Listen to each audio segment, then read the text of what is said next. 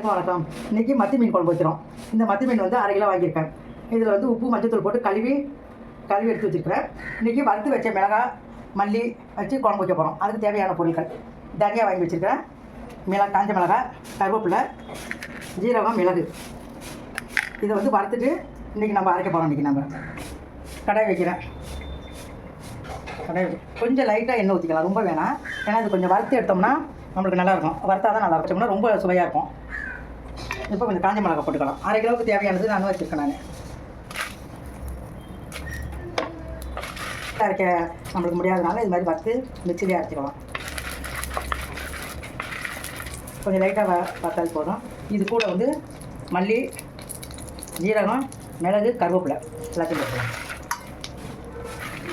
நல்லா வரப்பட வைக்கும். இதுவும் சுவையாக இருக்கும். கொஞ்சம் லைட்டாக மிளகாத்தூள்,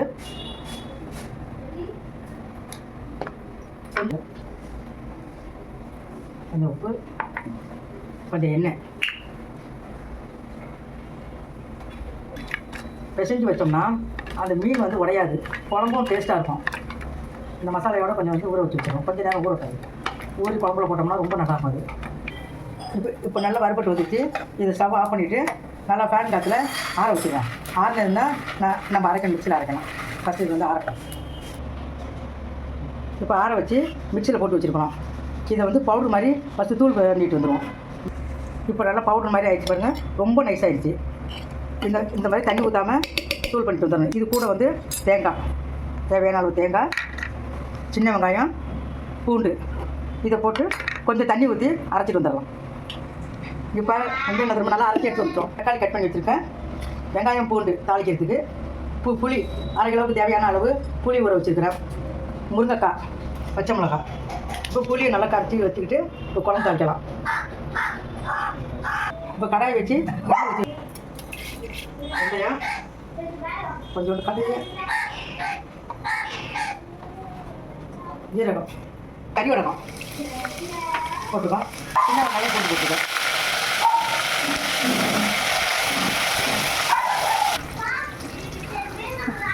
இப்போ கருவேப்பிலை போட்டுக்கலாம். கருவேப்பிலை போட்டு தக்காளி போடலாம்.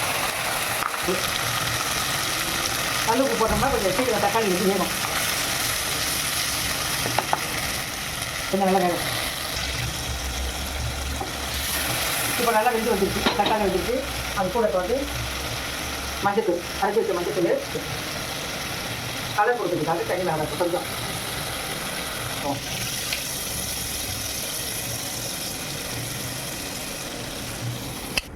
இப்போ எண்ணெய் பிரிஞ்சு நல்லா வந்துடுச்சு பாருங்கள்.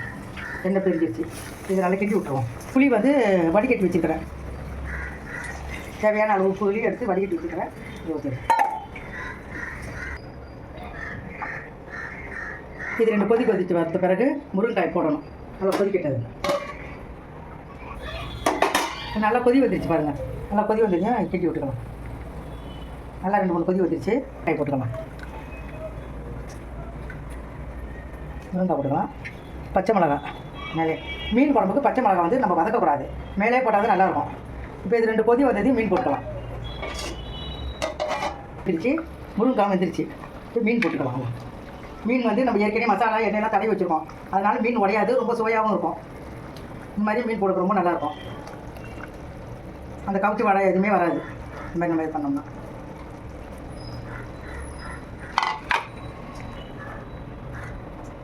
ஒரு 5 நிமிஷம் நல்லா வேகட்டும். சிம்மில் வச்சுக்கலாம். மீன் நல்லா வெந்துருச்சு. மீன் வந்துச்சு, முருங்கைக்காய் வந்துச்சு. இந்த பாருங்க மீன் நல்லா முழுசு முழுசாக இருப்பாங்க. மீன் உடையாது. இந்த மாதிரி நம்ம போட்டு மசாலா தள்ளி போட்டு மீன் உடையாது. சாவா போயிடலாம். கொத்தமல்லி போட்டாச்சு. இந்த குழம்பு நல்லா வந்து செஞ்சு பாருங்கள். மிகவும் சுவையாக இருக்கும். லைக் பண்ணுங்கள், ஷேர் பண்ணுங்கள், கமெண்ட் பண்ணுங்கள். உங்களோட ஆதரவு எனக்கு எப்பயுமே தேவை. எனக்கு நன்றி, வணக்கம்.